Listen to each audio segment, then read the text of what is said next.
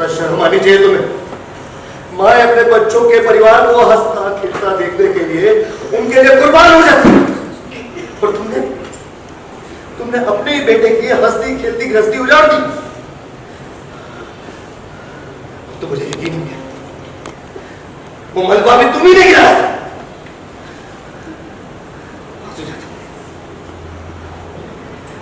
अब समझ में आ रहा है मुझे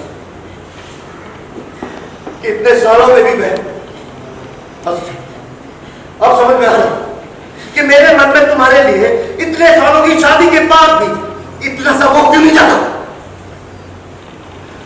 हमारे रिश्ते की दूरी के लिए बार बार मैं खुद को कोसता रहा, खुद को कसूरवार ठहराता रहा, लेकिन आज तुम्हारी इस हरकत ने यह साबित कर दिया तुम मेरे ही नहीं किसी के प्यार के लायक नहीं। तुमने आज मेरी नफरत को सही साबित कर दिया सुजाता, कि तुम वो औरत हो सुजाता जो सिर्फ और सिर्फ खुद से प्यार करती। तुम एक नंबर की मतलबी झूठी ताकि तुम वाहवाही बटोर सको, समाज में तुम्हारा रुतबा बढ़ सके। तुमने दिगम से इतना प्यार इसलिए किया ताकि वो तुम्हारे मन मुताबिक चल सके। तुम मतलबी थी, तुम मतलबी हो, तुम मतलबी ना होगी।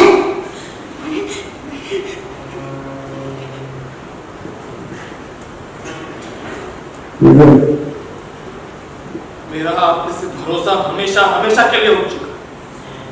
मैंने कभी सपने में भी नहीं सोचा था कि मेरी मां ही मेरी खुशियों का गला घोट देगी। आप किन बातों की दुआएं दे रही हैं, और जिन बातों की दुआएं दे भी रही है ना, वो मेरे जहन में भी नहीं है, याद में है ही नहीं, उनका वजूद ही नहीं है। मैं और राधिका मेरी जिंदगी में आगे बढ़ चुके हैं, लेकिन आप अभी भी उसी रास्ते पे खड़ी हैं, उसी चौराहे पे खड़ी हैं, और आपको सिर्फ अपने ही नजरिए से चीजों को देखना है। आपने कभी कोई चीज किसी और नजरिए से देखने की कोशिश ही नहीं की। आपने ना सिर्फ मेरी राधिका को मारने की कोशिश नहीं की मां, आपने अपने मुन्ना को भी मारने की कोशिश की है। कि अगर आप मुझे अच्छी तरह से जानती ना, तो आपको यह पता होता कि मेरी जान मेरी राधिका में बसती है। हाँ सुजाता, मुझे बहुत नाज था तुम पर, लेकिन ये सब सुनने के बाद